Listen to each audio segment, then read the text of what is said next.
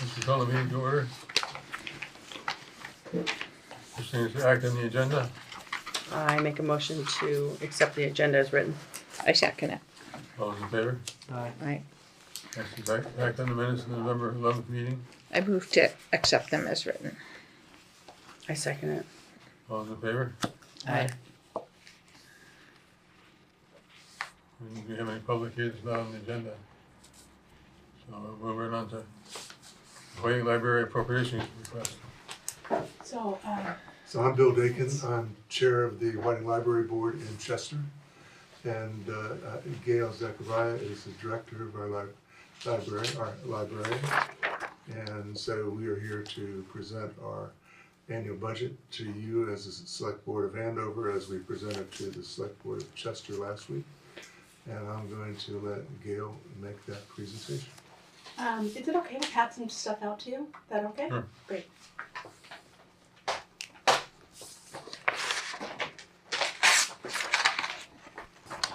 Do you need more for people that aren't here?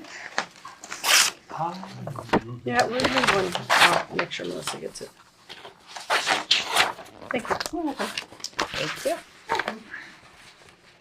So I've worked at the library for a year now, and before I came, there were some improvements done to the library, one of which was a new computer system, some new computers and things like that, but the computer system, after having it for a year, I have more data than I did last year when I came to you. So on this sheet there where it says Whiting Library Value, the first four things are just Andover is not broken out because we don't keep track of how many people, where people are when they come in, where they're from when they come into the library. So we know that 12,000 people came to the library and 1,500 people attended a program. About 300 people used a computer in the library, and about 350 people asked for help finding books or information. But we now know, last year we knew that 183 people from Andover had library cards. This year that number is 200. And I could not tell you last year how many people checked out books. So far this year, people from Andover have checked out 1,228 books, which is pretty good. They are really, again, I knew last year that they were, our heaviest users are often from Andover, the people that we see every week. And there's a calculator you can go to and put data like this in, so I can tell you that a Whiting Library card saved the town of Andover residents $32,000, more than $32,000, because they didn't have to buy books, download movies, stream things. They came to programs which was not on there, so that's why it's more than, because we can't calculate the value of programs since I don't know where those people came from. So that's my first bit of information, and the next part is about what we're going to ask for this year. This year we are like to really ask for $5,000 based on the cost of a non-resident card. The total cost of our the revenue per person comes to about, I have written it here, it comes to, last year it came to $38 per resident in both Chester and Andover. This year is a little higher. So because of that, we're going to be raising a non-resident fee from $15 to $25. So we are hopeful that Andover will also pay $15 per library card holder, which is what a resident would pay if they came to the library and got their own library card out of their pocket. So there's an explanation of all the revenue, expenses, and the income. Who wants to go through it, I can tell you that our whole budget is pretty streamlined. In the last few years, before I came, the library made some increases in the payroll expenses. They didn't happen last year. They happened probably about 2022.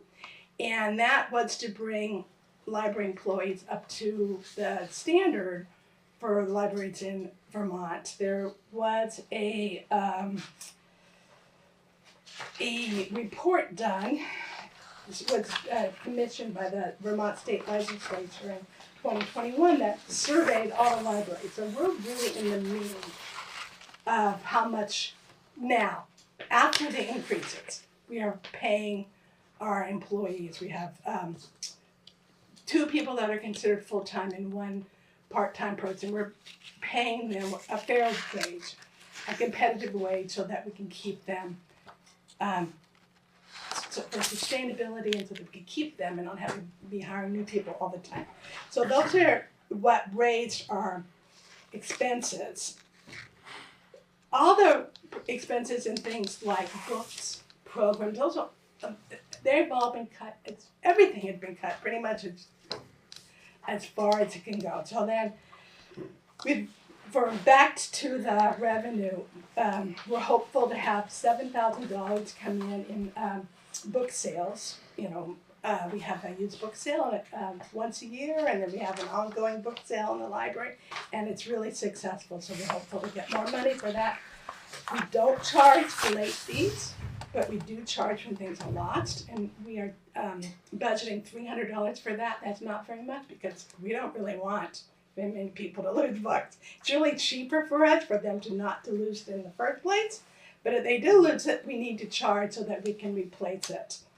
The copier gets used a lot, so we're budgeting $500 for that.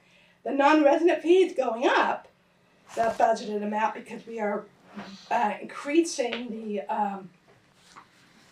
the cost per non-resident.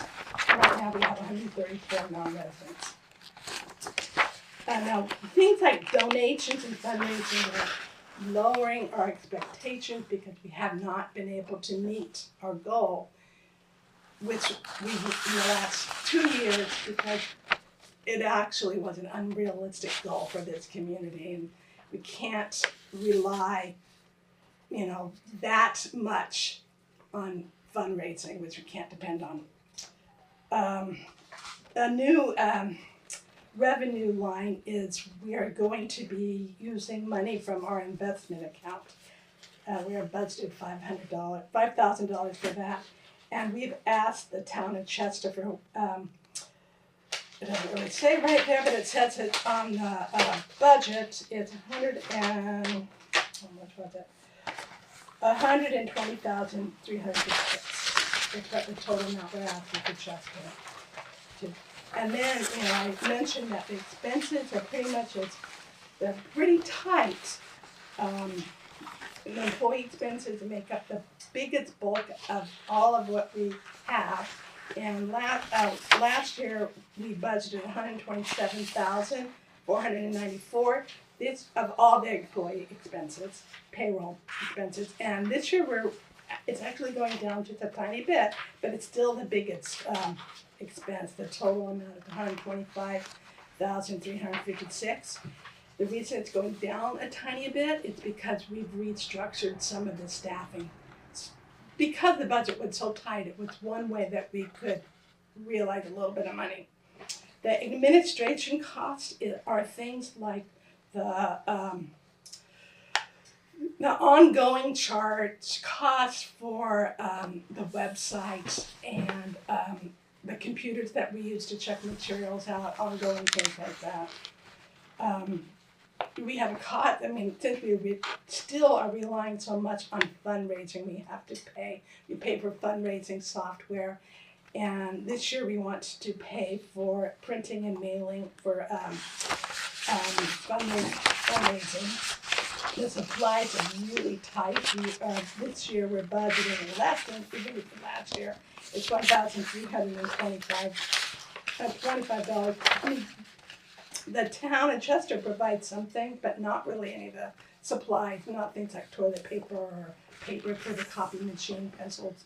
mean, so we have to pay for all the supplies that are used by all the public that come into the library. So, I mean, this is the heart, besides staff in a library, the heart of a library are the circulating materials. It's what people check out. And that's really tight as well. I mean, we're asking for less than we did last year. Last year, you could see, if you look and compare like what we actually spent last year, we had a lot of grants. And I've listed them on a page in it, so you can look over all the grants we got last year. Some of the ones that went for materials, we got a grant from the National Library of Medicine to beef up and, to beef up the materials for consumer health and get rid of the old outdated ones that we weren't circulating, so we weren't telling people, giving people poor advice, books or not. And and we also, with the circulating materials, had a grant for gardening books and tools for your garden, tools for cooking, canning. And we also had a grant for something called Wonder Books, which are really, it's a sort of like from the really old days when kids would listen to a recording. It could be a cassette or a CD of a book, and it would beep, and it told you when to turn the page. You guys probably don't remember that. Yeah. But now what they make now with little books with embedded MP3 players in it, so that you can, it looks like a book. It's one device, but it reads to you like you turn the pages. So it's really a good way to increase literacy. Now, for the professional development, it's really tight. The one thing for professional development and travel that I'm budgeting for is for staff to go to the state conference. The shipping cost, that is $2,350, and that's primarily for interlibrary loan, which is the service that connects all the libraries in the state, a courier service that goes to every library. We have delivery service once a week. The programs are about what was last year, 2,250. The grant expense is what we would pay to submit a grant. Occasionally there are grants that you have to have an application fee. The copier fee is the contract plus shipping cost. The equipment and technology cost is $1,200, and that covers an IT consultant. The telephone and internet charges are going up because we have a very old phone system and Vermont telephone that is really dead, and we can't do anything with it, and we have to update it, and that will raise the monthly rate. We have a little bit for legal. The repairs and maintenance, the town of Chester covered the repairs to the building, but we have to cover the cost to shovel the walkways. And then the cleaning costs are pretty expensive, $150 a week. We have cleaning once a week. So that's really my report. Do you have any questions about the library? Or? Can I just interject? Yeah, please. Since you've been the librarian or the director for the last year, there's been a significant increase in the amount of grant monies that we've received. Can you talk a bit about how much we've received in grant funding and how much what they are? Well, I mean, I don't remember the number anymore, but I do know that if you added up all that on that sheet, there's a sheet in here, it actually comes to more than what my salary is. So I feel like, anyway, I was pleased to see that. You can't really depend on grants, just like you can't depend on fundraising, because you only want to apply for grants that mesh with your strategic plan. So you can't apply to every grant. You don't want to do something that the board already didn't put as a priority, and you don't really know what it will pay for. They don't usually pay too often for staff or even for materials, because those are things that a funder would think that you would have, but occasionally you can slip them in. So I do try to get as many grants as I can.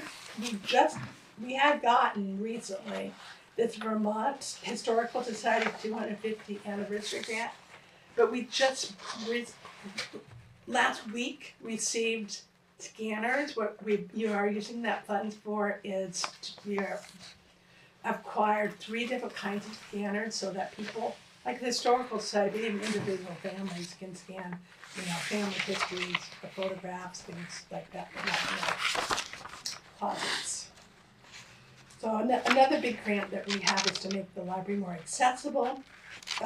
We focused on people with age-related disabilities, which are focused. And then we also got a big grant to do programming for kids that are from 0 to 3 years old.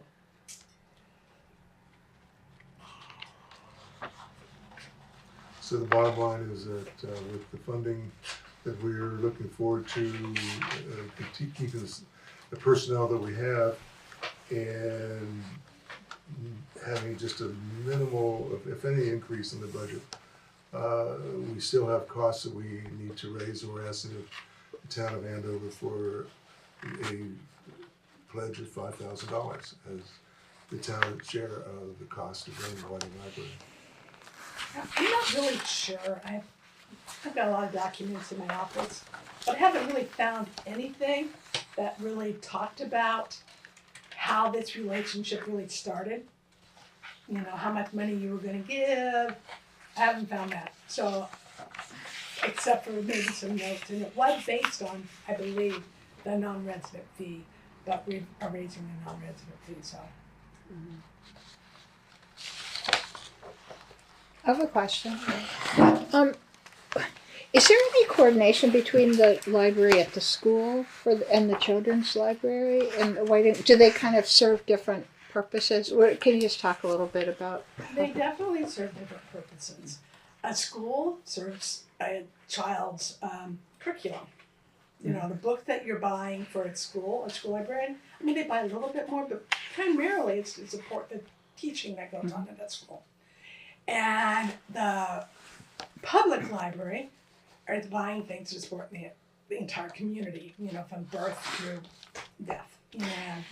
Yeah, no. I meant the children's library collection. Oftentimes a public library would not buy textbooks, and they're usually don't necessarily buy things to support, like somebody's going to do a report on dinosaurs, and they need to have. Sometimes it doesn't happen as much as it used to. Like maybe when the youngest of you were in school, when you had to have like 3 books, a magazine, all these sources, those oftentimes would be purchased by the school library because they directly support the curriculum. And the public library, although the books can be used to support the curriculum, they're focusing on independent learning. Interests, it's the kid that you have that just loves dinosaurs. Yeah. So, but we are doing things together. We have one of the grants we got that's not listed here that had been really good for. It is going to be really good for both the school and the public library. It's a CLIF grant. That's Children's Literacy. I forget what CLIF stands for, but it's about literacy in children. And we got a grant that provided us with a lot of new books. And when we got the grant, the school library also is getting a lot of new books.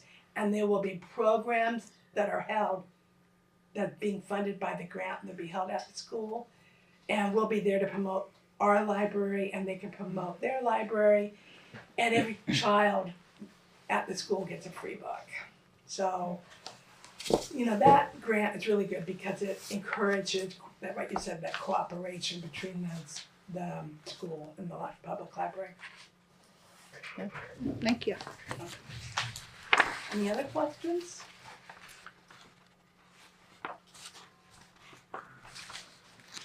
Well, thank you for letting us come and talk to you. Sure. Thank you for coming. Thank you. We appreciate it.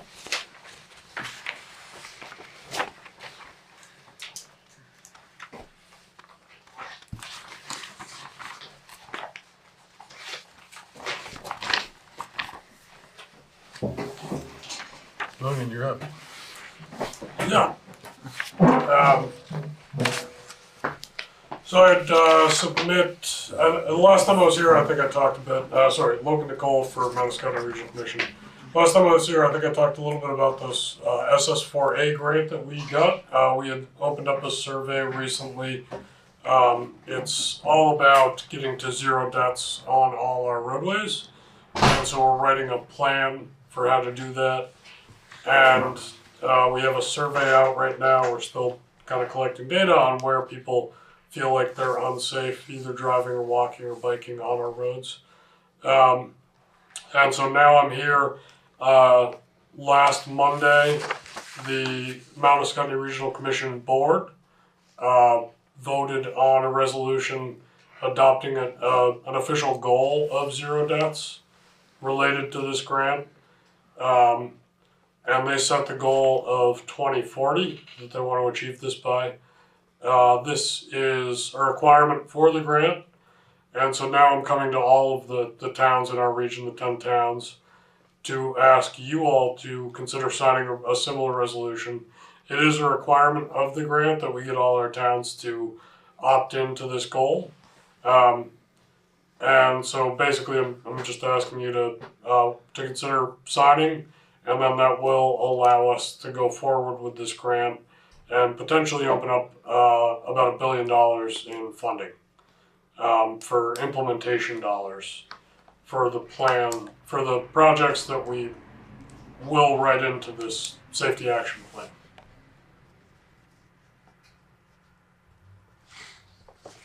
What happens if you don't meet the goal? Does it not? It is advisory. Just a goal. It is encouraged by, I work with I have a project manager from U.S. Department of Transportation, Federal Highway, and so we talk a lot about this, and she said that we really should set a goal that we think is, theoretically achievable, but is also aspirational and is also something that will be a challenge for us to meet. And so that's definitely the purpose, is to set a goal it's not out of the realm of possibility, but it is also, it will be a stretch to meet it. It is advisory in nature. There's not necessarily anything binding, but it is, like our funding will be based on the goal. And so we set a goal. We worked a lot with we have a consultant that we hired through our grant, to really dive into the data and analyze what we have for traffic data.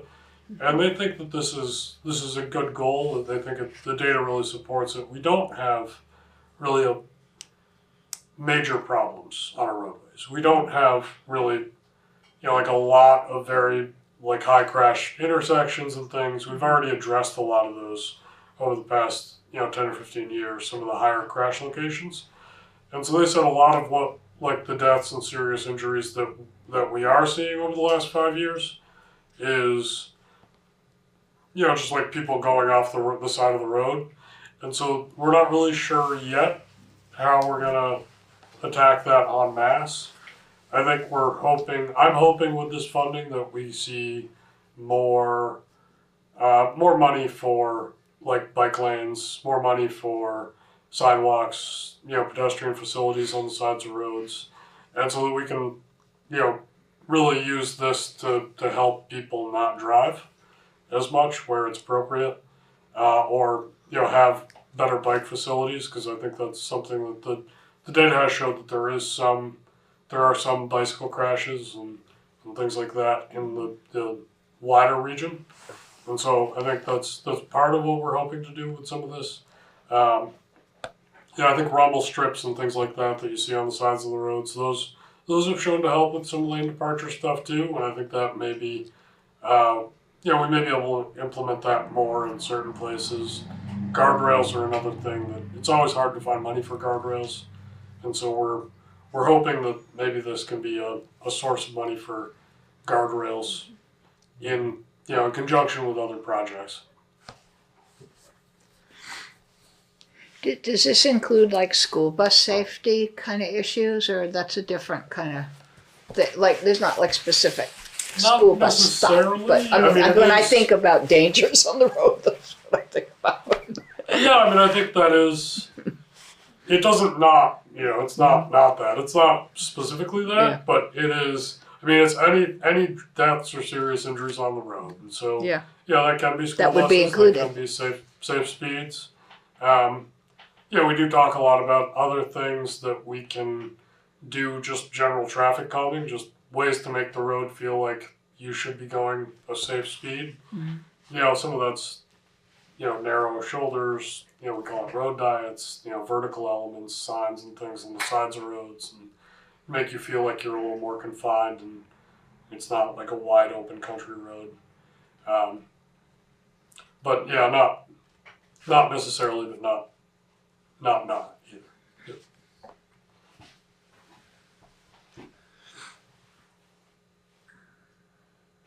Well, let's just up a little bit. And it started in Sweden. Yeah, that's the Safe Streets, the Towards Zero Deaths, or Vision Zero, sorry. There's a lot of different acronyms. But yeah, Vision Zero is this concept that they say, it sort of started in Sweden with the idea of just, that encompasses this whole philosophy that we talk about with this grant and this plan that we're writing, that is that you should have safe streets, streets that are designed to move cars, but also designed for people and for bikes and for everybody. You should have safe speeds. Another element of that I feel like people don't always seemed novel to me at first when I was starting this project was that they talk a lot about post-crash care. And so you talk about, keeping the road safe and designing a road to be safe and to encourage people to drive safely. But you also talk about just that crashes are going to happen. It's an inevitability. We know that they're going to happen. People are human. We're not perfect. And so designing roads also so that, and designing your system so that first responders can get to the scene faster, helping to facilitate that in whatever way. We have talked a little bit with first responders about different things that we can do to help support their work and how they secure a crash scene to keep from having secondary accidents and things like that. That was a kind of interesting conversation to me and an interesting aspect of this that I would not have thought about probably without the concept. It's just thinking about that post-crash, what the post-crash scene looks like and how it keeps from a secondary accident and how it keeps people safe on the other side and facilitates getting people the care they need.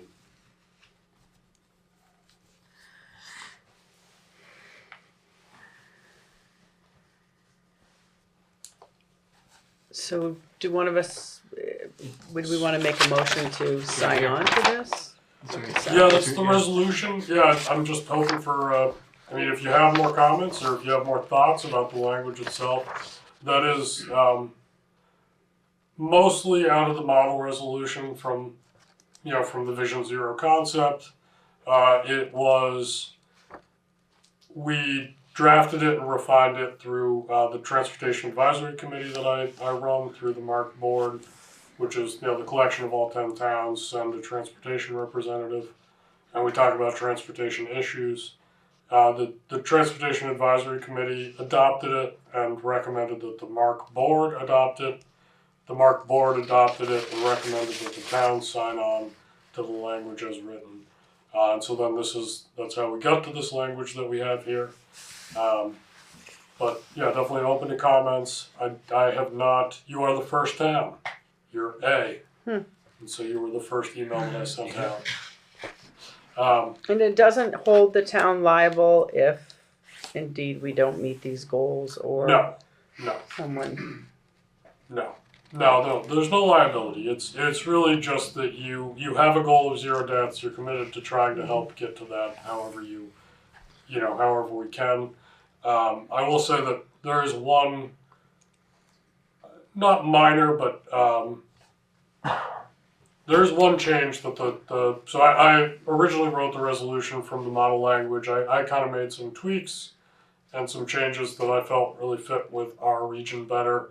And then the MARC TAC, the Transportation Advisory Committee, one of the members from Chester really wanted there to be something more in the resolution about resiliency, and just to make sure that we were calling out that one of our issues is safe. I mean, our issue is safety, but one of our major issues is really the resiliency of roadways and designing roads that are not just going to wash away, or taking resiliency into account.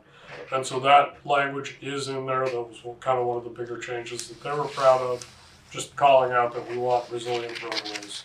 And does that mean that, I think this is, I'm looking over it. Charlie. Does this put more work on our pocket to have to fund? No. Okay. As a town or more? No, this is not. I mean, the resolution is really only valuable for the specific grant period that we're in. The purpose of it really is just to get to a point where we can adopt the safety action plan, which will then open up that $1 billion. And then do they do a study at different places to find out, like, say, I'm just thinking about Andover. How does this work for Andover?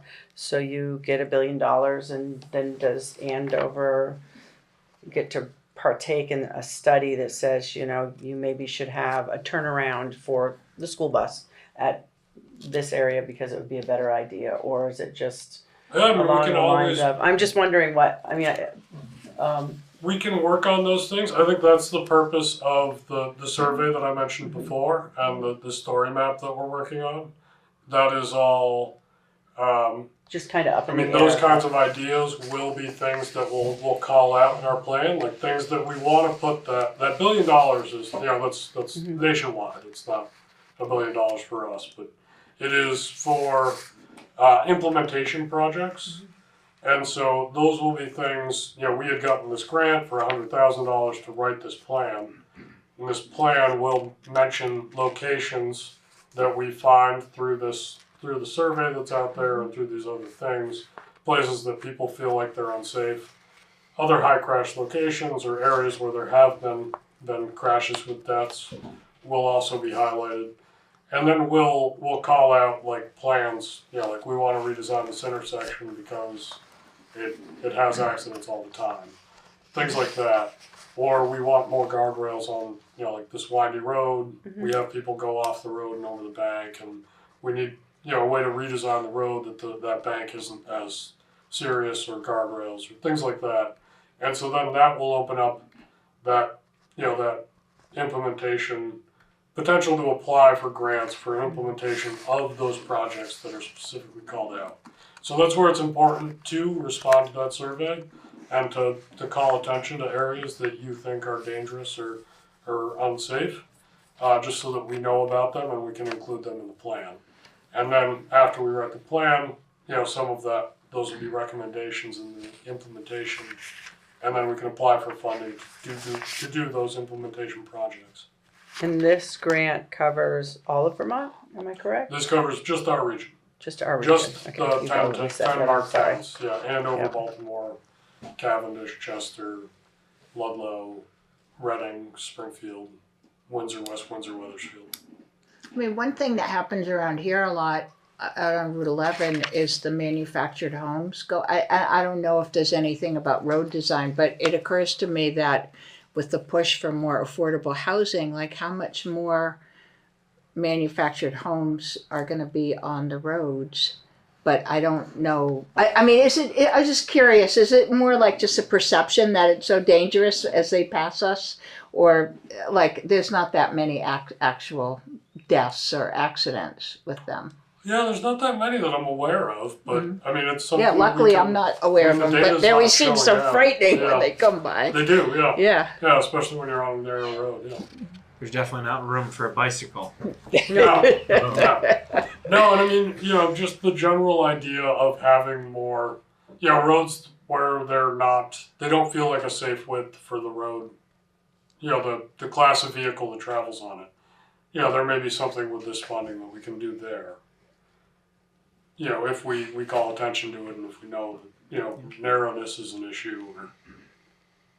things like that. turns. The windiness of turns. I don't know, because I'm glad to hear that it's more of a perception than an actual problem. Yeah, as far as I'm aware, I'm not sure. Yeah, I'm not sure that there's a lot of data around.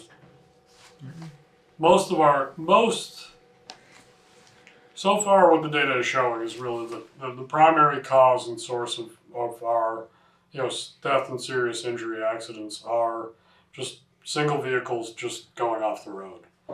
And so that's, that makes our job that much harder because we're not, there's not like clear solutions for all of that. Some of that's just somebody looked down at the radio at the wrong time, and it's not icy conditions either as much as I think I would have thought at Yeah, first. that's what I was thinking. But I think I've gone off the road, my whole life, gone off the road a couple times, and it was never, I could always just pull out of the ditch too, So it's kind of feels like that's probably most people's experience. It's just like a little bit of slide off, and then you just pull yourself together and drive back home.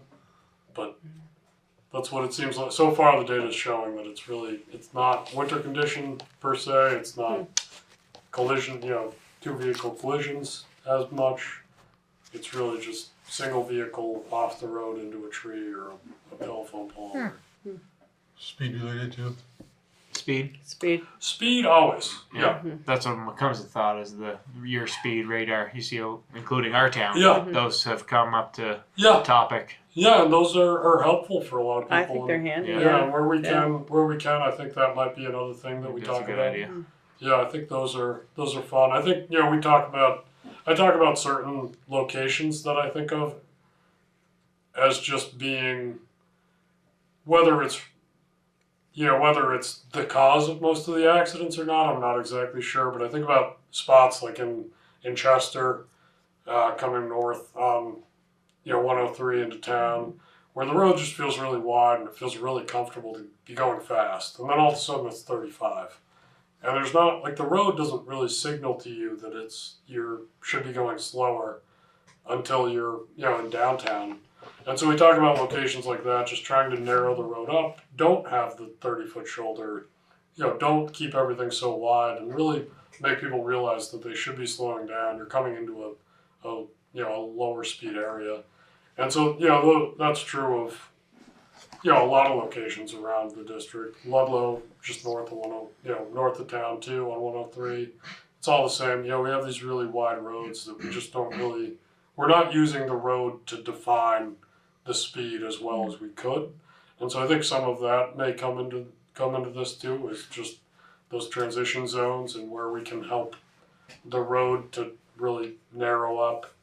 And whether that's putting in a bike lane to make the shoulders less or more narrow, or other, you talk about vertical elements closer to the road to make people slow down a little better. Has there been any thought into, because we do the road surveys, has there been any thought as having somebody join the erosion specialist or whoever, like Van, who did the survey for us before? Not necessarily an engineer, but somebody that could look at our roads while they're in town to say, boy, this, you got a lot of trees on this corner, you should cut these corners back. Is that just way off and not even a thought as of this point? It is an interesting thought. It would be nice to be able to kind of join those two things. Because I think from a foreman, the town of Andover foreman, I would be more than happy to join somebody in town and look at spots that I know for say. Yeah. And then get some of those at least on a map. And then we could say, well, we definitely have to do something here. And then if grants, for say, come up in the future, we could say, let's cut this corner back a bit and get some stuff. Oh, absolutely. Yeah, I mean, we can, if there are specific trouble spots like that, we can definitely call those out in, we're working on an update to the regional plan. And that would be the kind of thing that we should include there. You can include in your town plan, that always really helps. Right. And then including, anything that's included in the town plan, including that in the regional plan and the regional transportation plan. That really helps me when when it is grant time, just to have words on a page that say, like, this corner needs work. when you're putting that into a grant application, it's just like, it's gold. It's like your grant's gonna get funded, you're gonna score a lot higher on getting funded if you can point towards on an existing plan page. I mean, I just can think of several spots in town Yeah. that are notorious for cars going off. Winter months typically. Yeah, I mean, I would Close to love the river, trees over the road, just the cold road section. to get those in that survey that I mentioned before. I'd love to, just to get those points in there. But yeah, I mean, that was why I was at the select board meeting last month, was mostly for that road erosion inventories. We're going to be going out to do those again over the next couple of years. I was mostly planning, that generally ends up being me, or maybe we'd hire an intern or somebody like that. Not necessarily like a traffic engineer or somebody with like real engineering background, because it's just too intensive to visit every segment in that way.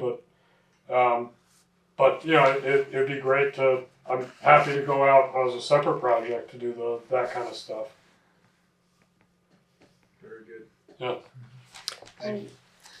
Yeah, thank you. So I would make a motion to sign on to this, be his first signers. Yeah. I second that. I second that. Thank you. Aye. All in favor? Right. Aye. And then Charlie can start making his list. Yeah.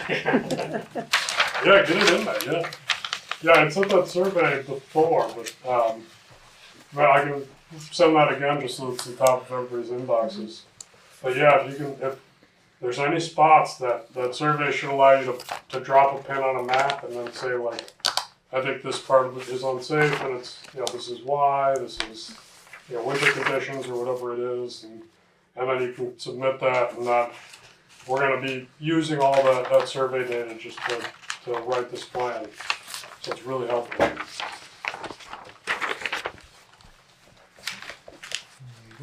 Thank you very much. Thank you. Yeah, thank you. Thank you. Should I take that and scan that now, or do you want it? No, if it's all set, you can Yeah? hot off the press. Hot off the press. There you go. Thank you much. Thank you. Thank you. Move the truck discussion up, so Yeah. move up. I was gonna ask Talk about, that truck I think discussion that's a good before idea. budgeting. All right, we'll get together at some point. Yeah, don't hesitate to reach out. All right, thank you. Charlie, we're gonna talk about the truck. We'll move that before budgeting. Sure. Before dinner?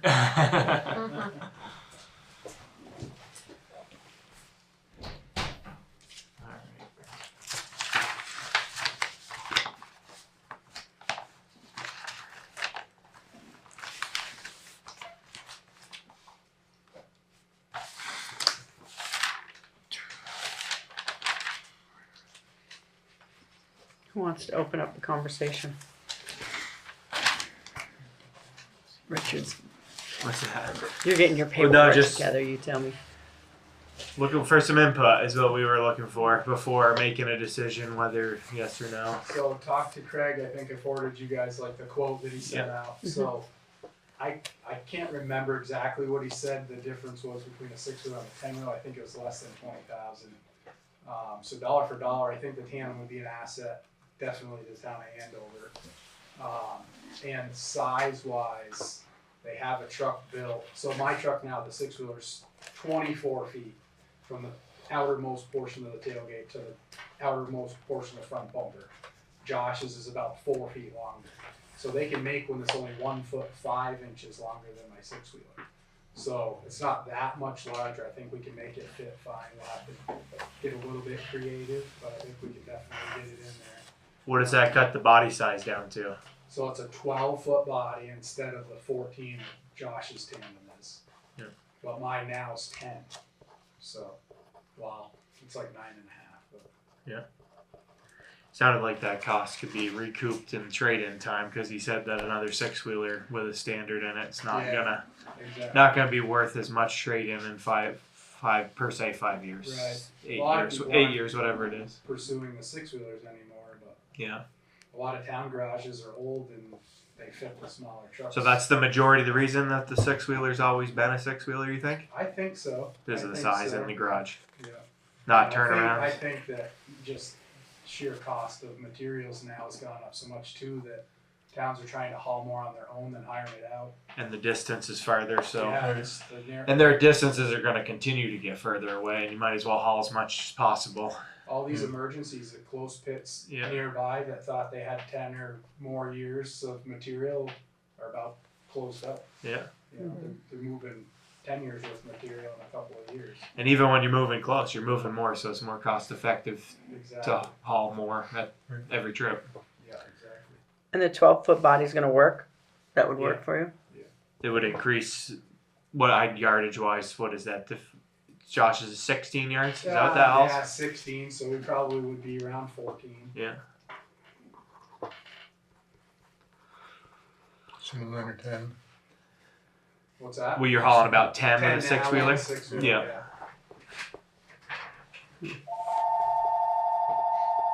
Oh, that's the school with the delay. Yeah. Oh, is it really? Yeah. We got one call earlier. So another question, Charlie, are your thoughts on time frame with how long it's taken to order this current 10-wheeler? Really tough. I Like- don't remember exactly what he said, but he said we Yeah. need to be getting on his list. If That's we what want a truck. that's Yeah. He did say that because it's a standard, that it would come in quicker. He thought he could move it along. that But you part. still need the VIN. But you still need the body. Well, no, The build. he's saying that part because, like, right now the standard's in the truck that we're waiting for. It's just waiting on the body. The automatics are like sold out and back ordered, and so they're holding off manufacturing the automatic dump trucks. So we were just wondering, is that truck gonna get pushed farther ahead than we're looking for now, or is still moving forward right now? Because I mean, this truck was supposed to be here what? Yeah. October was the last of the last time it was supposed to be here, and now it's well into the new year. It's gonna be here. Yeah, I think he told me we were gonna have the truck but not built. That was the hang up until about the turn of the year. But now they're saying maybe you're gonna get going on it about the turn of the year. Okay. So it hasn't changed a whole lot in that, but I think he was hopeful, Craig was hopeful that if he had it in his yard, he could slide it up there and they'd make something happen. But Yeah. they're just so backlogged right now that that's not gonna work that way.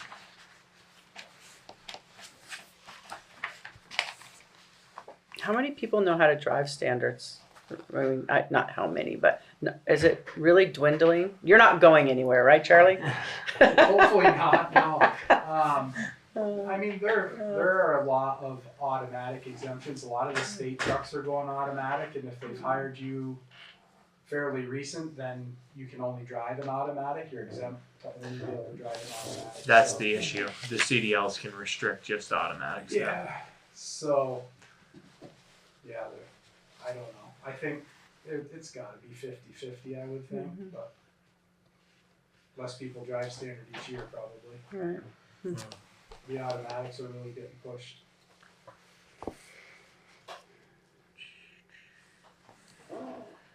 I think if I was driving a big truck, I'd want it to be a standard.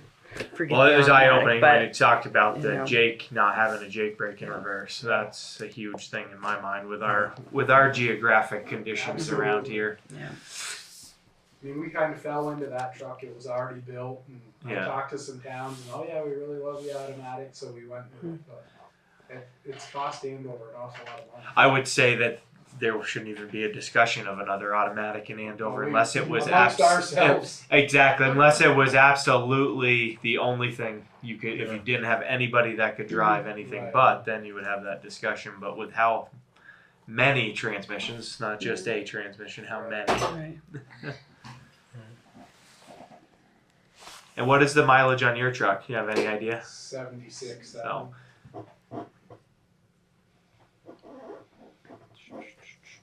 And your whole crew can drive a standard, Yeah. correct? Everybody. Yeah.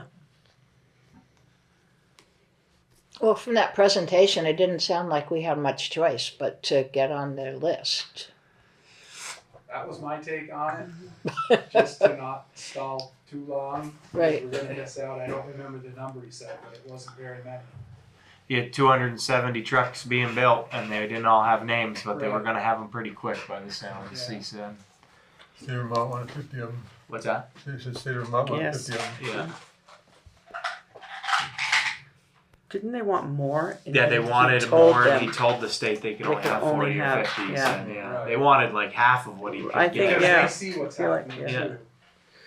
So, I mean, that puts that inevitable of what's going to happen with the type of truck a little farther along in discussion. Right. Because, I mean, that 2006, I mean, that truck will be 8 years old when it heads down the road finally from here, and maybe closer to 9. I mean, Josh's? yeah, it'll be Yeah. an 8 or 9 year old truck when Yeah, it if we get it after the, technically gets traded in. right. in the first year would be the trade-in would make the first payment. Am I correct? Yes. Okay, and then And nothing is due until it's delivered. nothing is, the- and their delivery. As far as I we're- And read, everything starts at that point when you take Take- ownership of yeah. it. ownership, and and that's only if it is financed. If not, then the trade-in comes off of the price. Right. Exactly. If you buy it outright, then Yeah. that's just a And if- essentially a discounted price. and when do we think it would arrive? I mean, we don't know that, but I wouldn't think you'd see it for a year with how backed This- up. 1 year. Talking that If go with we another 10 ordered a 25, because we'll talk about Josh, the other one is a 24, this would be a 25. I would highly doubt you'd see it before 14 or 15 months, probably. So that means his truck would be, the six-wheeler would have 2 more winters before it would be traded in. well, can I motion? I'll make a motion that we proceed with this. As long, I agree, as long as it's spec'd out just the way it works for the garage and everything that. It's pretty much the way the goal. Yep. If you. Yeah, I read through it. I just want the fitting in the garage. That's my big. Yeah. I want to make sure it works perfect. Because we can't build a new garage. Options too. Right. They make different ways to couple into Yeah. your plow, and I don't know the specifics of them, but I'm sure some are a few inches Yeah. shorter. So. And he said he could work with bumpers and things like that to I mean, make there's it so. different things you can do. I second Robin's motion. Thanks. All those in favor? I, Aye.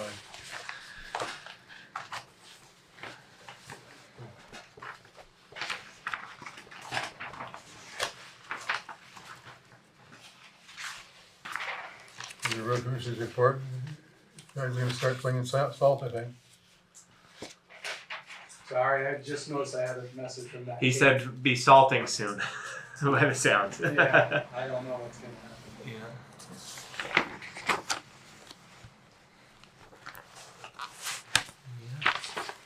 You definitely paid to get the compactor for the road. Yeah, Roll absolutely. the roads afterwards.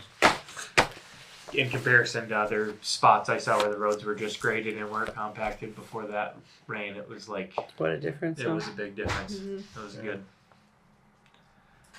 And our washboard hills held up a lot better than they. Well, we've had to grade that one section Yeah. a couple of times, but still, it's instead The of majority of it is road. holding. Right. I think it's a. Ours is held except at the very bottom, Yeah. but the rest of it, yeah, the Step bottom off is. the pavement, step Yeah. on the gas, and that's where you get it. But our traffic on our roads it's got to be 50% more than it ever Mhm, was, I bet. if not more than that. I mean, our traffic's probably doubled to be honest on the roads, and Oh, that's I bet.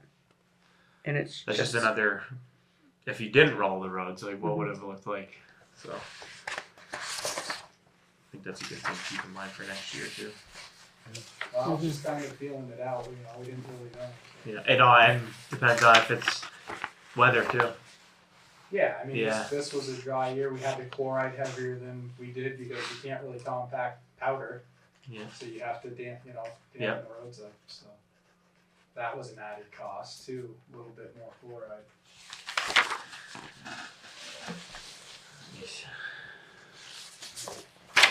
Let's see that, unless you guys have anything else. So, Thank you. You don't want to thank- stay thank with the you. budget?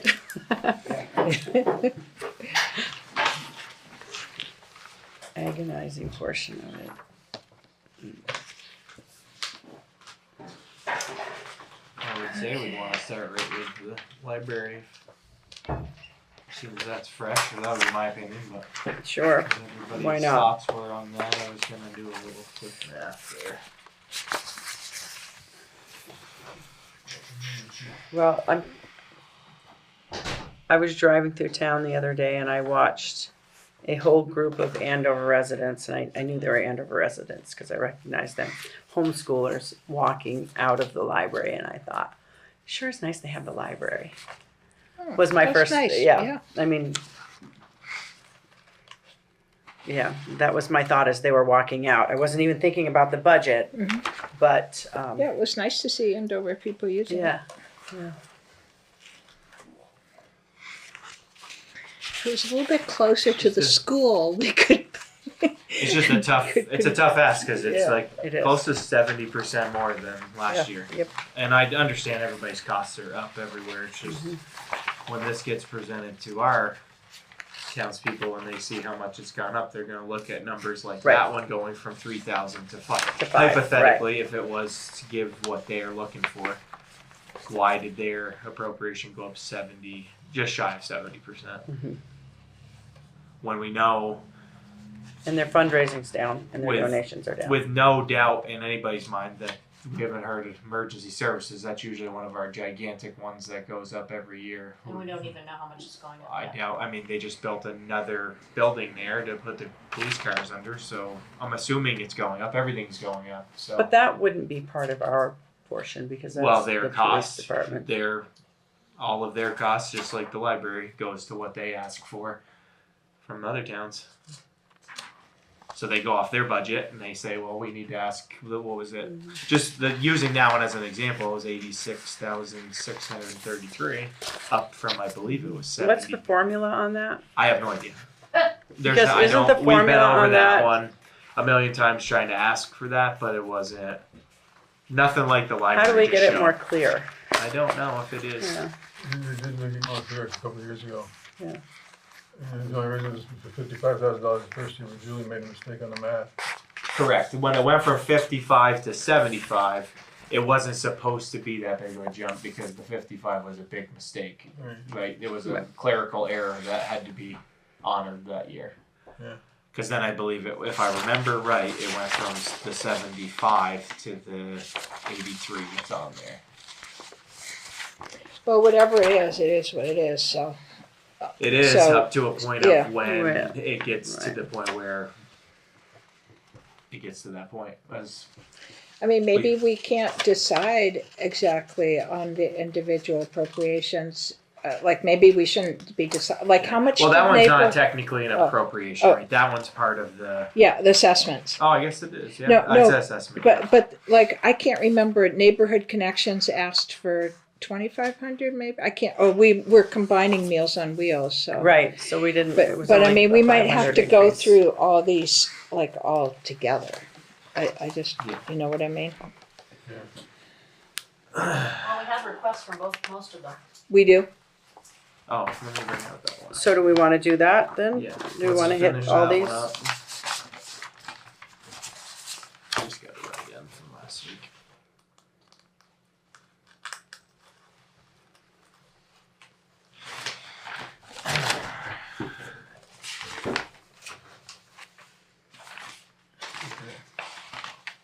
Because I sat with it and figured out just from what we budgeted last week, and I know nothing's set in stone and nothing's done per se. This budget's already $10,500 higher than Than last year's. last year's. And that's just from what we did last week. And that's what, I mean, that trend, if you were to add another two, just all hypothetical, not answering Right, for anybody, right. but 2,000 more for the library would put that to 12.5, and then we don't even know what the emergency Right. services is. Well, So going back to, Jeanette said she had almost all of the asks. I was just bringing up the last week.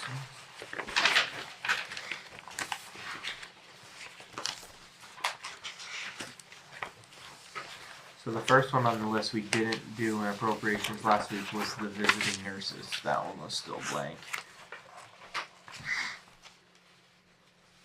we haven't gotten their request, or we have, but did they send a letter? I don't have a letter from visiting nurses. CRS.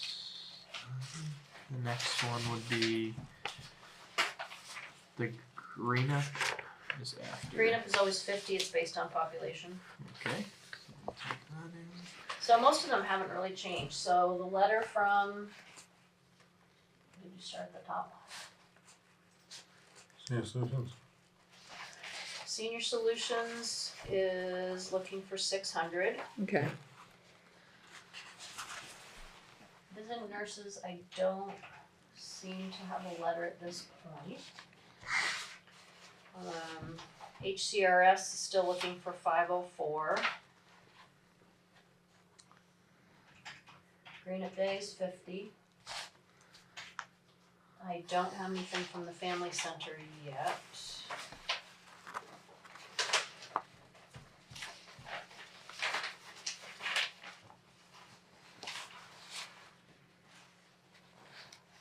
I'll have to look at my emails though. Sevka is still looking for 495. Community Cares is still looking for 500.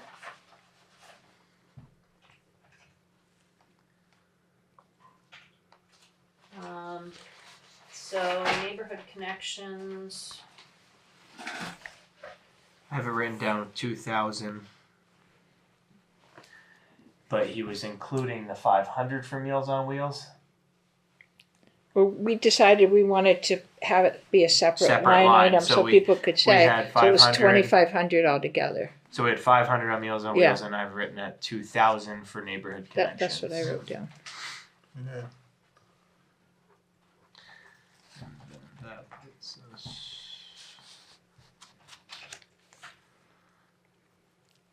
Well, we could just put 4 to 5 on the waiting library thing and just kind of wait to see.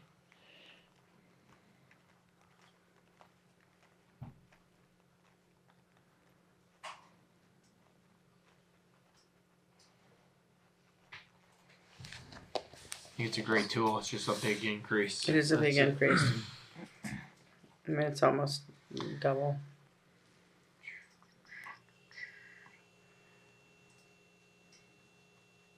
If I remember right, it was similar conversation last year. I think remember we went in the middle. We went up, but didn't get to the exact. So if we went to 4, Because in this one here, he's got it written out that it was in 2022 2,704, and same in 23, and then in 2024 up to 3,000, and now asking in 25 for 5, which is a 66.67%. and their donations and fundraising is down by 60 and 56. But that's not, maybe they should. I mean, I definitely support libraries, but I just want to point out that Andover residents, I think, also use the Weston Library, the South Londonderry Library, which is a private library. In London, Ludlow is not very. I tried using that. They're very. I can't remember, but they charged a lot if you were not a resident of Ludlow.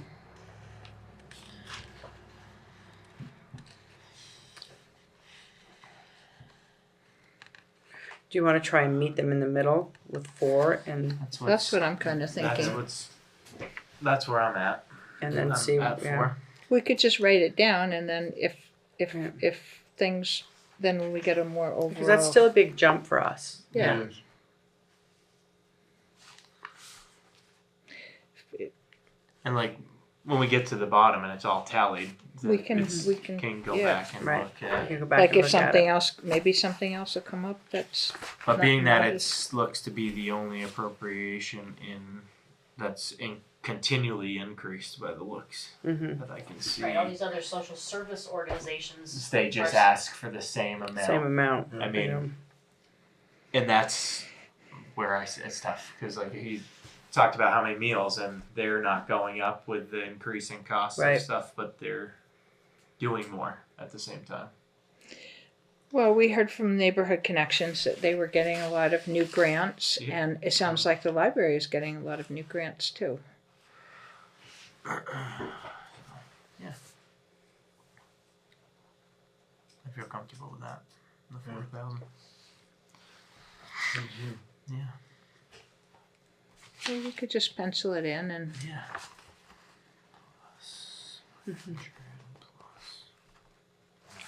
Okemo Valley. I haven't heard from them. I mean, you guys, the ones I haven't heard from, you want to pencil them in for what they got this year? Yes. Yeah. If we hear from them, we hear from them, and Yep. I assume we will at some point. And the Nurses Project, 5. Let's put 5. And the Family Center, do we want to go back up to that one and do 1,000? That's what we had it at. Yeah, we should Yeah. put them in as what they are. Is what we decided. Visiting nurses, Yeah.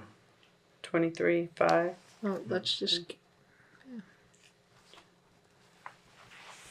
Okay. I know you talked to them last year, Susan, because you all expressed some concerns with like how does their money get used and is it used here and Oh yeah, remember that? yeah. They're. I mean, yeah, we need them.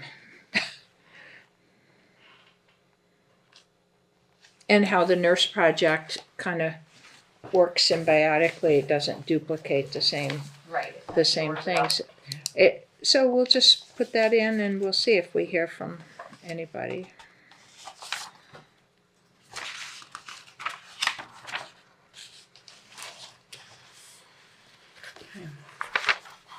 Where do we want to go next?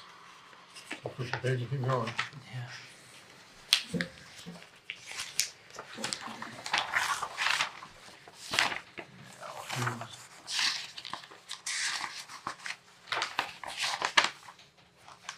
Do we have any idea if the dues are going up or? VLCT dues are going to be $19.45. Mhm. I don't know about the next two, but Mark dues are going to be $795.20.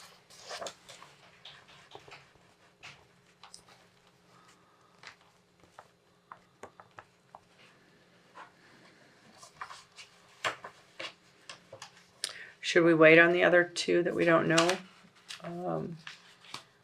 Till we know when do you usually find that out? Like the Municipal Clerks and Treasurers Association, I mean, we just barely sort of renewed that, so we didn't know until a month ago what they were going to be. Mhm. So, I mean, we could put in what was paid this year, which is $90. And Vala went down a little bit because their dues stayed the same, but we only had one person instead of 2 people. Do you feel comfortable keeping it at 90 and then Do 90 and 50. 50? Okay.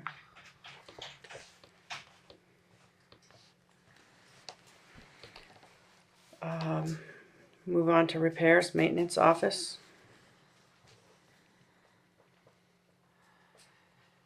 I think you can't get any service call done for less than $1,000. I think leaving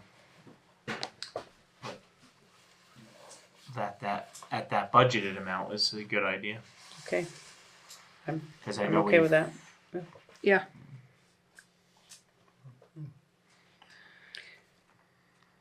And the garage, repairs and maintenance. already over budget. See, it's technically over on budget. that part. Should we go to 45 or? Is that the doors? A lot of times is the doors, right? Yes. There's so many doors of the overhead doors and Have overhead any of door- them been replaced? Well, overhead doors are one of the things that have gone just way more I expensive. think they put cleaning panels on the bottom of 2 of the doors and had to put a new opener on. Is there any grants for things like No. that? Do we have grants available for that? Well, we got the energy resilience grant. Right. And I think that, I don't know, what that coverage in that, it's gonna probably take some of the maintenance budget down, wouldn't it? It depends. I mean, they have a specific list of things to improve the energy efficiency of what they call the envelope. Garage doors, I don't think were on that list. It was windows, insulation, new boiler. I mean, we could try. But we should still keep it. Yeah. What do you think we should keep it at? Yeah, I We're was gonna leave it at 4. At 4. And then maybe we can get some grant money to help out with doors. I don't know. Thought. Maybe something else, but I don't Or something know that else, yeah. the doors are gonna, because they're easily damaged too. I mean, that's one of the things. They're used multiple times a day, Yeah. in and out, and like he said, he can be putting that new truck in there, and it's gonna take up every inch of room that's in there. Repairs and maintenance of the town hall. I'm gonna leave it where it's at 1,000, even though we didn't use that, because you never know. Leave it where it is. Yeah. I don't know. That's my thought on those. Is that's like just one call to a plumber or an electrician. Right. One pretty big much. thing goes, Right. and money's gone. Yeah. Lawn mowing.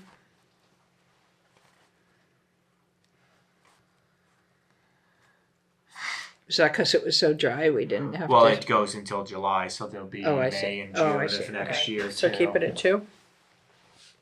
I would think that's That's the minimum. Yeah, that's the minimum. because if you did, I mean, if anybody increases their prices, we're gonna be looking at 25.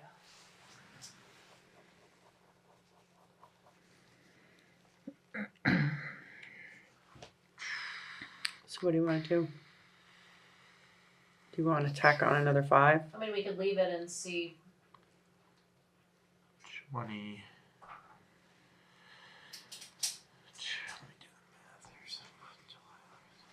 Yeah, because that's pretty much you're looking at 3 out of the 5 months of mowing. I know it's getting longer season now.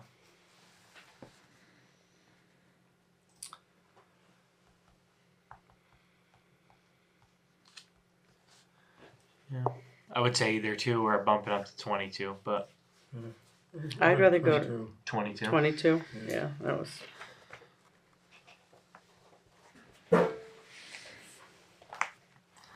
Cleaning.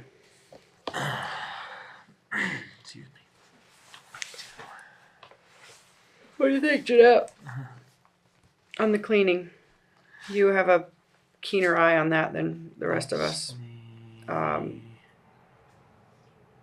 You said something about the rugs. Is that incorporated into this cleaning? No, No. This Okay. is just The person that cleans. I would say leave it at 25. 25. Yeah. We spent 24 last year. Okay. That's what I was looking at lawn mowing. Last year we spent $1865, which is why we put that at 2,000.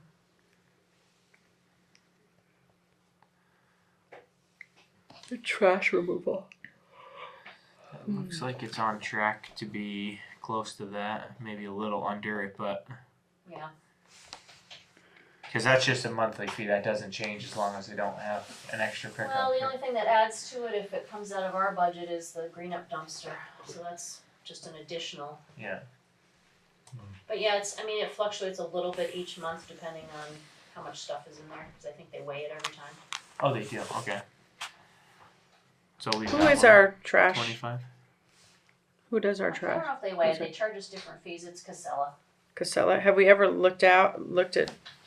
I reached out to Alva at one point because we were having trouble with Casella, Mhm. and they threw us a price, and then when I called back with questions about doing this or that, they never called me again. What about Ruggiero? I haven't reached out to them recently. They're competitive. Yeah, it might be worth looking at. As We Alva had to- would. So just, I don't know if you remember this, we called the state on Casella and reported them because we got video because we knew what was happening of the truck driver driving up, emptying the trash into the truck, and then switching and pulling the recycling dumpster and throwing that in the same truck, same day. We took video and reported it to the state. The state called them and, they, So the state said, well, we're going to educate and remind and all of that, and now suddenly they're 2 separate trucks again on 2 separate days. They gave us every story you could imagine. I called one day about it, and first the driver had told his boss, oh, well, the recycling was contaminated, so I had to throw it in there, and we said, he never got out of the truck, how would he know that? Didn't even open the lid. He made that decision not getting out of the truck. And then the next story was, Oh, we have one of those trucks that has the 2 separate compartments and they slide a thing. We talked to the driver who was here for the green up dumpster. He said, no, they don't. So, anyway. Oh, And that's Casella. leave that one at 25. Yeah, and I can reach out to a couple other companies and get a Because we're not other prices. not halfway, but we're also not halfway on time exactly yet, right? Right. So Not till January.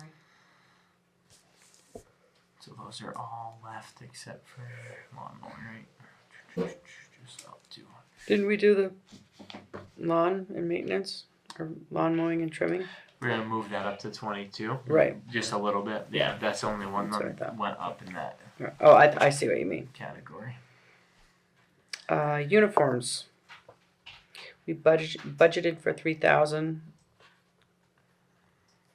$61 a week now. Are they? So how much What's that? is? You got 61 your calculator there, total. Richard?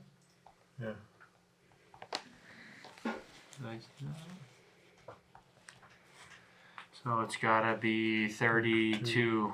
32, yeah. We just went up to $60 a week.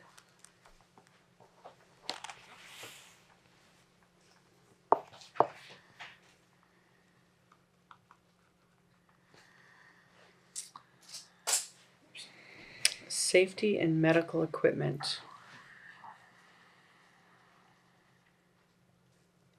Is that like for Band-Aids and first aid If we kits? do it, if we replenish the first aid kits, but it's actually the guy's boots. Oh, yeah. And like today, they are replacing their welding helmet. So that should stay at 850 then. Yeah. Because that's It's 2 Boots pairs aren't of getting any boots. less boots expensive. and a welding helmet. You're not buying 3 pairs of boots and a welding helmet for $850. No, you're not. Anymore. No.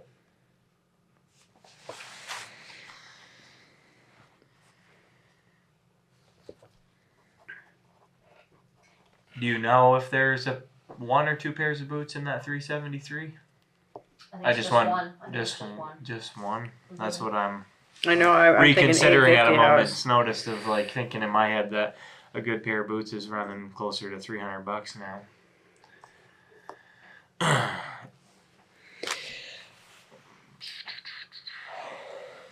And that's I'm wondering if, especially because I'm thinking about the helmet. If that's some, I mean, if there's the anything helmet else that can't go falls into in. tools. What's that? I Helmet don't wouldn't know. go into It's tools and small safety yeah. equipment, I guess. I mean, it could. It's Yeah. just, But it doesn't matter.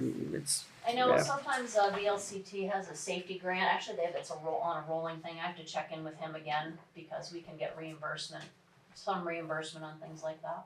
that would be great. Safety gear. Is that something you would look into, Jeanette, and see, Sure. or do you want one of it? Yeah, I can do it. So you want to put it in 1,000? I think we probably should up that one Yep. to 1,000. Does everybody agree? I agree. Okay. I just bought boots for Lucas and Nick.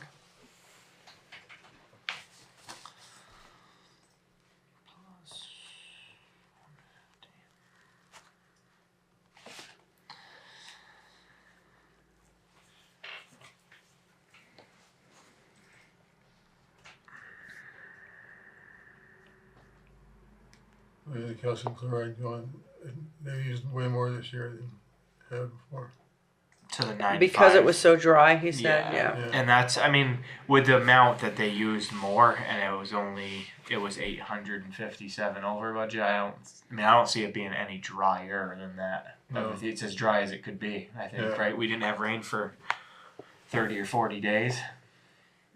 So do we want to keep it where it, Yeah, What- know, I it's think- up there. 95. Yeah. Yeah.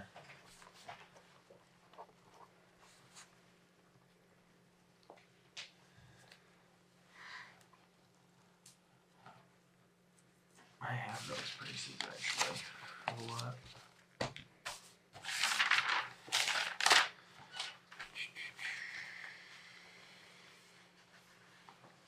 What did David quote us for sand? 22. Is Yeah, I think that so. right? And how many do we usually get? 2,500, I think.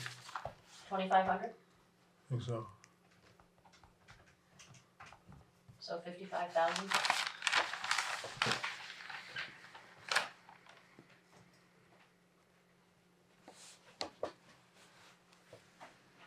Is that what what you wanna do for sand, 55? Yeah.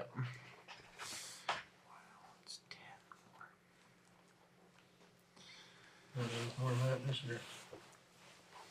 Yeah, it's 18,800 over.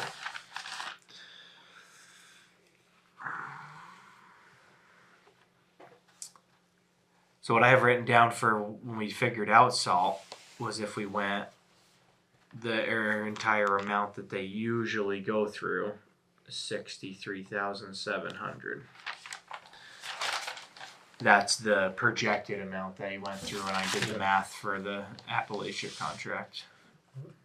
And we had what, 52,000 budgeted I've written down. So I mean on the preliminary line, it would have to at least go up, I would say, to 60, because if that, I don't see them ever going, the sand and salt is nothing they're gonna under consume anymore because of the road conditions. Right. So you want to go to 60?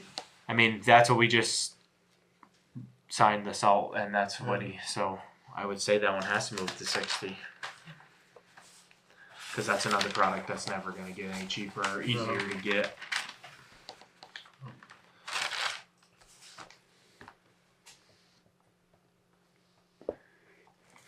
Gravel.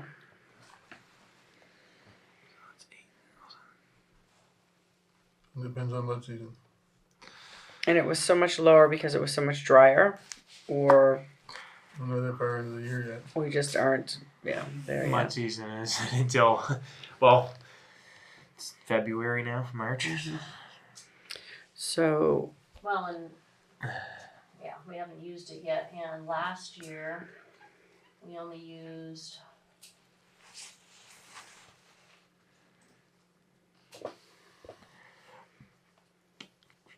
$10,000 because we were able to roll a bunch of what we had to have for the flood. right. If you look down at SurePack, Yeah, SurePack is $20,000 over budget. they trade back and forth. You know, what they're doing with the roads. Wow. Because it used to be the other way around. Crushed gravel was the majority of what was used, Yeah. and some SurePack, and now it's more. Because they But have the even when you- roads well lined. Even when you pull those two together at this point with no mud season in there, it's still over the 58,000 that would be. Yeah. SurePack price has gone way up too. Is it just a supply and demand thing? Because I everyone don't think it's gone up that much. just using more. well, Is that something we want to just?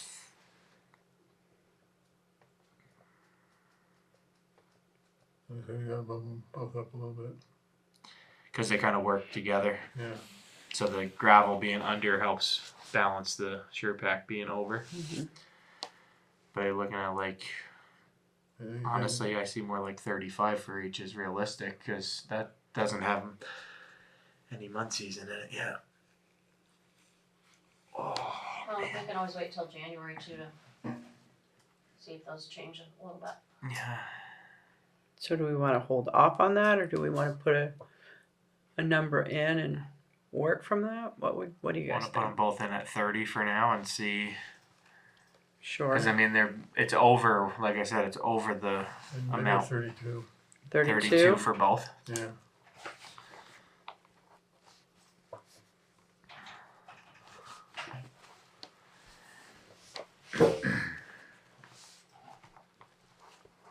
Also depends on where they pick it up, because if pick it up a shade, it's more expensive, but you don't see the trucking. Right. Yeah. And the trucking is outrageous. And the trucking didn't show up in that price. Yeah. We haul it ourselves. Mm-hmm. And it's not that far. Would it be over here at this pit? Well, it doesn't matter even. No, it's all It's all Londonderry? now those Yeah. products are Londonderry, right? Yeah. Yeah. But it's still not that far. But what he's saying, when you hire a truck, you also pay more for the product itself, not just the trucking, right? Is that what you're saying, or you're saying it just when you figure in the trucking, you add it to the product cost, and it makes it Right. that much more The per product- yard? You figure what it costs us to truck shades Yeah. material in here, and what it costs Wallingford for the material and the trucking is Mm-hmm. was the same. Yeah. Huh. 'Cause your product is cheap up there, but It's But the more, trucking more, is, yeah. more miles and more time, more Right. fuel. Now the stone, when we did that, that was the stone they're mixing with the sand. Is that majority of that, or was that that's the ditch work, the ditch work stone?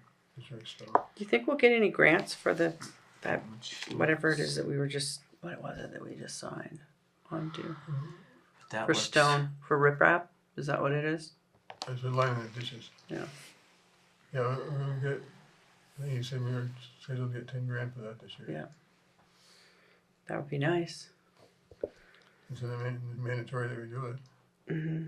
So But we really can't budget with the plan of that. No, I know. We hope Yeah. for that, but not. what we can't I mean, put it in. I'm just This one's yeah. looking, because you're thinking about ditching, they're not ditching until what?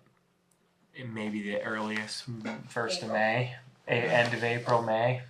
So, I mean, that was pretty on track from what I can see. Yeah. Can we leave it where it I is? would say leave that one at Yeah. 7, from what I'm seeing. Mhm. What do they use ledge for? I'm not sure.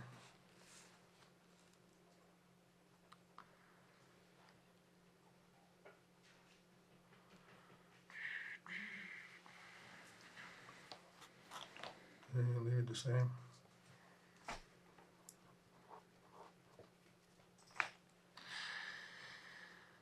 No, that one. Culverts. Is this with the idea that we had to replace some culverts, and that's why it was at this price, or It's No, a yearly, this is just and this is all What else post was- post flood stuff. So the 70.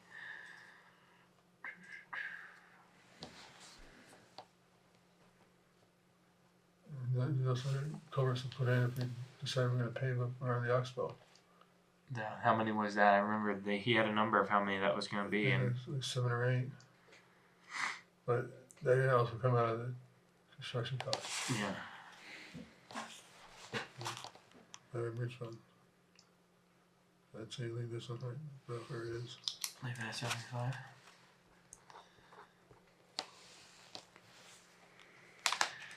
And next two, we leave them. Yeah. cold patch and hot mix. We're gonna leave those both at 500. Highway signs. He's in pretty good shape with that. So do we stay where it is, or do we want to drop it down if we have? I don't think dropping it down, because you never We never know if that No, stop sign's gonna with end up signs. I mean, you're gonna have to buy some signs. There's always something. Okay. Road, just a simple road name sign, or All right.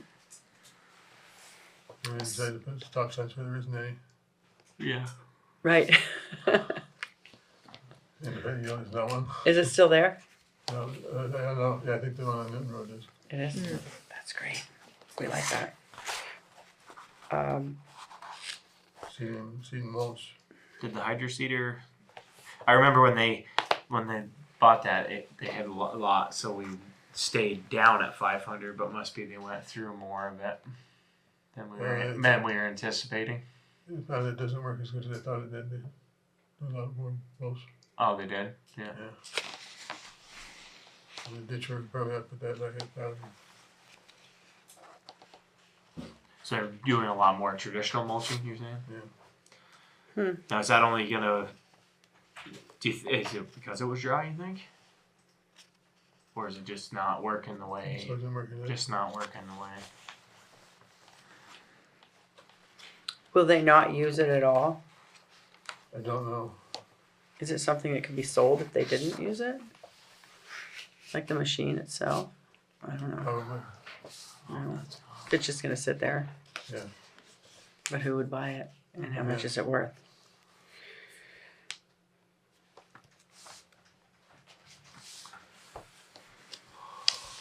All right, rental equipment.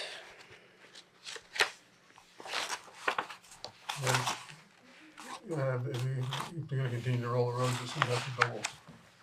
Oh, wow. because $6,000 is basically put in there for renting an excavator from the ditch work.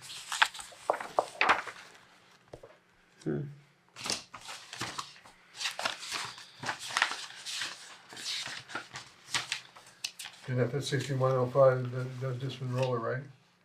I think so. Let me open it and see.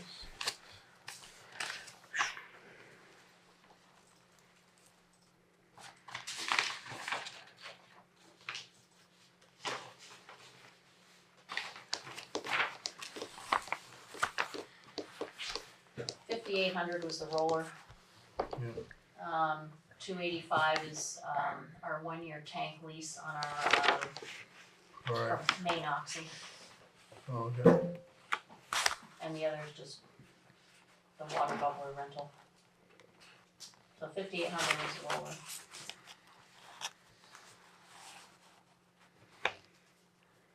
And we use just the 6,000 is budgeted for the excavator, right? That's for the 1 month with the excavator usually, but that's And how did we, they didn't That do. go through? They must not have right. They Yeah, didn't they use that in the spring.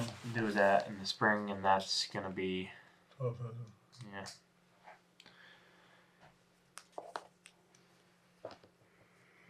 I mean, you can see the roller, the benefits of that. I even do on see the the flat, even benefits on of it. I'm even on really Middletown concerned Road with- with the traffic that's on there, it's held up way longer than it usually does. I mean, from what I've seen, like I said, traffic is just increased, and that's tears on the wears on the roads. You just, I got to love driving up over South Hill, you can see the difference. I mean, they used it. They put it to good use when it was here. So we'll up that to 12 Yeah. in anticipation of needing that again.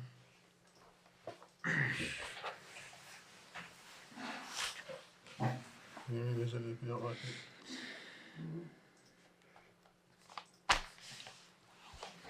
outside contracting, was that for like replacing culverts and things like that, I believe so. Trucking. and trucking? We had to have sand trucked. I thought that was rolled into the sand price. Well, that was because it was one flat price, but that can be what goes in that budget. The year of the flood, Right. we had to hire most of it hauled Right. in, or a portion of it, I should say. We were planning on having it all hauled in because it was either they hauled sand and had somebody else haul in the gravel to fix the roads. But yeah, if we have the times we've had really deep culverts that have to be replaced, we had to hire that out. And that would be under outside contracting. And there are some up on the asphalt.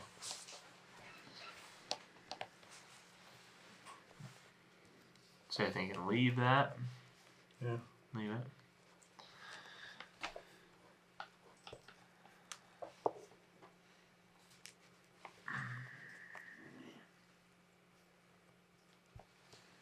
Yeah, MRGP, that's gonna stay the same probably.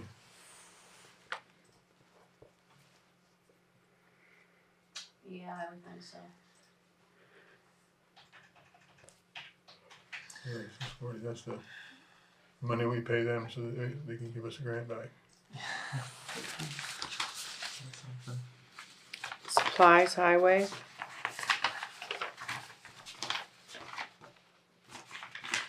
What goes under supplies, yeah. Anything that gets used up. Def, gloves, paper towels, anything that gets used up. If it tends to be more of a hardware thing, then I'll put it under parts and hardware. Motor oil and all that stuff too. Right. so do we anticipate it being, I wouldn't say it can go any lower because, I mean, where? Last year we spent $5,500, which is why that number was where it was. I mean, it's washer fluid, oil filters. and they're working the trucks harder all winter. And last year, Washer fluid and DEF fluid probably goes through the majority of it in the winter because yeah. So DEF last year we could get a barrel of it for $375. I think the barrel that we just got out there was over $600. So,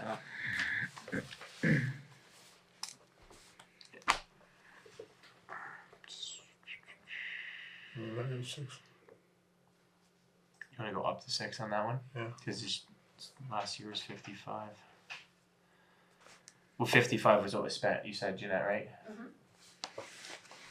And then we can get toward, January and see where it's at. And Yeah. maybe you can reduce it a little bit when we start shaving things.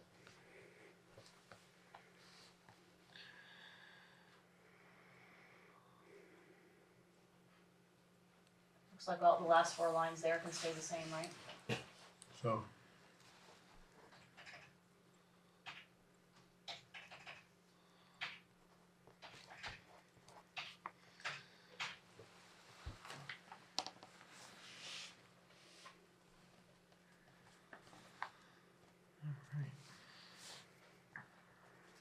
highway equipment maintenance repair, this is shot in the dark. Do you wanna just wait? Yeah. And we're at a point where, there's more than 2/3 who got numbers in it. From the last meeting in January, shaving, Yeah. to get to where you wanna be. And that like you way said, I'll- some of them can fill in a little more. Yeah, and we always usually wait, we happen to know our sand price, but we usually wait to do salt the very last thing that we can to see how much we've spent so far. We're in good shape with salt this year, we're still, what's in there is from last year, so it's paid for. That's We haven't had awesome. to buy any salt Nice. yet. Not yet.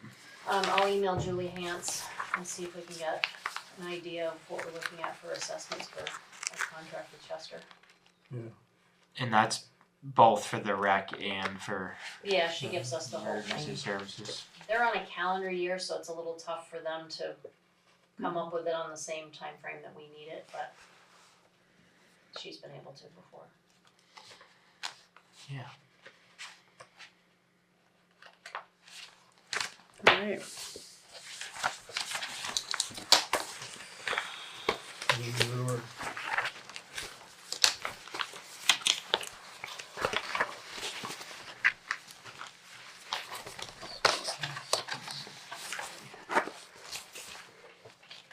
Oh my goodness, sorry, I'm yawning. Over here with finance orders in it. Yep, they're in here. So, you might remember, so Ray Mackel's been a justice of the peace in Andover for a really long time, and he did not win re-election out of the people who ran this time, so I picked up a thank you card because, It's a great idea. great Thank idea. you. so Yep. if you guys all wanna pass that around and sign it for him.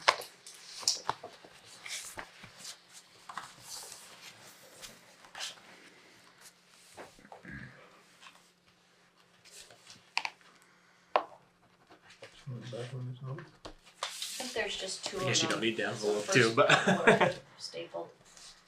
The minutes should be in there somewhere. Oh, they're there. Probably it's on the back.